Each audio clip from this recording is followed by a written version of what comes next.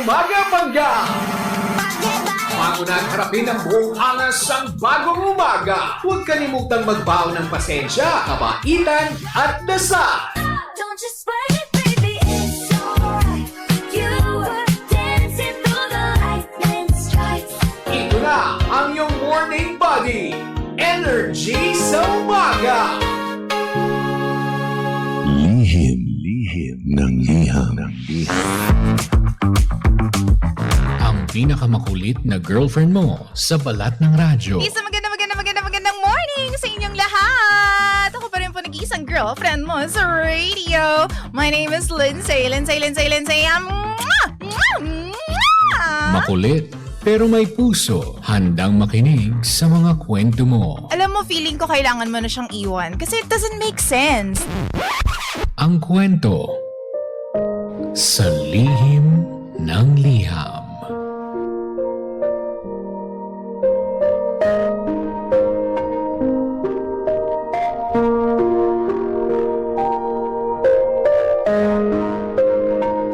Mahal kong Lindsay. Sumulat po ako dito sa Lihim ng Liham dahil pagod na po ako. Honestly, hindi ko in-expect na darating ako sa ganitong sitwasyon kung saan mas gugustuhin kong manahimik mag-isa, matulala, kesa sa replyan yung message ng sarili kong boyfriend. 7 months na po kaming together. Officially dating for around 4. Pero parang wala naman talagang nakakatanda kung kailan talaga kami nagsimula. Basta nagsama lang kami dahil nasa parehong project kami sa trabaho last year. At first, akala ko ganito talaga sa isang relasyon. Mag-a-adjust ka lang ng mag-a-adjust. Kasi ang sabi nga nila, magkaibang tao kayong dalawa. Pero lately, DJ Lindsay, napansin ko na kapag nag-uusap kami ng boyfriend ko, parang naiiwan akong drained, pagod, inis, kesa sa masaya. For context, DJ Lindsay, pareho kaming magta-30 years old na. Yung boyfriend ko, never pang nagkaroon ng serious relationship before. Ako naman, nakipag-date na ako sa a couple of men. But early on, sinabi niya na isa sa mga unang napansin niya sa akin ay soft and cute daw ako. Akala ko compliment yun. Akala ko papuri. Pero unti-unti niyang sinisingit na baka mas bagay daw sa akin kung magbabawas ako ng timbang. Ilang beses ko nang inexplain sa kanya na meron akong hormonal problem.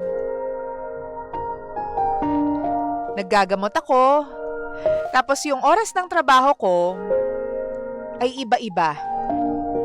Kaya hindi ganun kadali mag-manage ng timbang. Pakiramdam ko, imbes na suportahan niya ako, DJ Lindsay, mas nararamdaman kong kailangan kong i-defend yung sarili ko kapag tinititigan niya ako.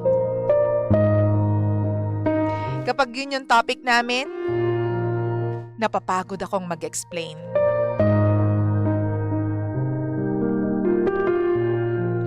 Isa pang bagay na talagang nakakapagpainit ng ulo ko sa tuwing nag-uusap kami ay yung palagi niya nalang pinapansin yung mga sinusuot ko. Sa tuwing meron akong bibilhin na damit na gustong-gusto ko, meron agad siyang comment. Kesyo masyadong fitted, masyadong maiksi, or baka raw pagtinginan ako ng mga tao.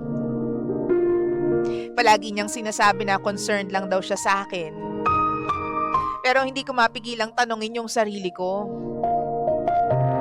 Bakit ba parang kapag concerned siya, parang gusto niya akong itago? Yung hindi na ako yung totoong sarili ko sa tuwing meron siyang napapansin sa akin. Ilang taon din yung ginugol ko para na maging komportable ako sa sarili ko, DJ Lindsay.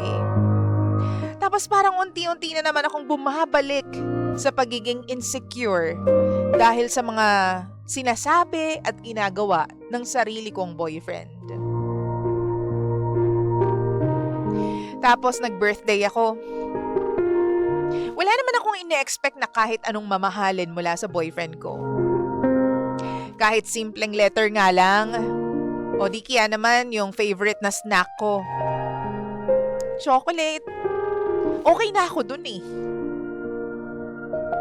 Actually, nagplano ako ng intimate and small dinner para sa aming dalawa. Tapos ako pa yung nag-surprise sa kanya ng personalized na keychain. Kasi gusto kong maging special ang araw na yon para sa aming dalawa. Pagdating ko doon, binati niya ako. Kumain kami. Tapos umuwi kaming dalawa. Yun lang. Hindi man lang niya naisip na kahit maliit na gesture, malaking bagay na para sa akin kasi birthday ko yun. Walang ending. Parang kinumbinsi ko na lang yung sarili ko na baka nga busy lang siya. Kaya hindi siya nakapag-isip ng gift. Kahit alam kong wala naman talagang plano ang boyfriend ko. Alam mo, DJ Lindsay, ang pinakamahirap dito na parte is hindi yung regalo eh.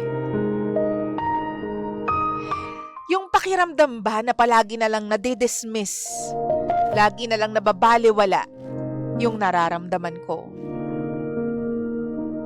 Kapag may sinasabi akong nasasaktan ako eh, ang ending, ako pa raw yung sensitive. Minsan, buong araw siyang walang paramdam. Tapos isang busy lang. Yun lang yung explanation niya. Hindi naman ako naghahanap ng constant updates. Pero gaano ba kahirap magsabi ng offline ako ngayon ha? Hindi naman siguro sobra-sobra kung hihingin ko yon, di ba? Alam kong nagbago na ako dahil sa mga nangyayari, DJ Lindsay. Kasi lately napapansin kong inuunahan ko na yung sarili ko. Pinapatay ko na yung notifications kapag nakikita ko yung pangalan niya. Kapag nag-a-appear yung pangalan niya sa cellphone ko, hindi na excitement yung nararamdaman ko. Mas gusto ko pang matapos muna yung buong araw ko bago ko siya isipin, bago ko siya kausapin. Hindi ko nga ma-imagine na mapupunta ako sa ganitong sitwasyon. Yung parang ayoko nang lumapit sa boyfriend ko kasi nasasaktan lang ako. Imagine, ganito yung nararamdaman ko. Kahit na ito rin yung same na tao na pinangarap kong magkaroon ng relasyon with. Hanggang ngayon, nagpaplano pa rin akong magkaroon ng honest conversation with him.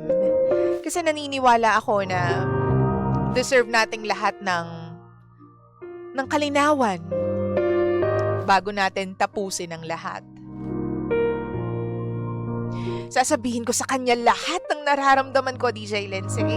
Lahat ng dinadala ko all these months. Tapos titingnan ko kung nakikinig o makikinig talaga siya sa akin.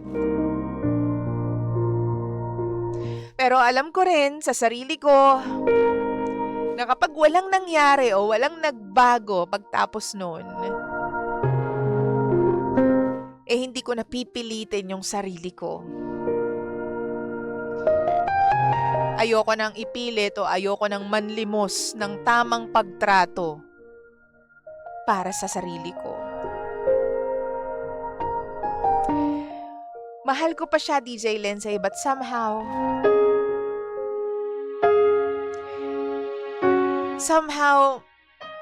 alam kong mas kailangan kong mahalin yung sarili ko. Alam kong kailangan kong bigyan ng kapayapaan yung isip ko. Kasi yun naman yung lagi kong binibigay sa kanya ever since. But sadly, hindi niya kayang ibigay sa akin yun pabalik.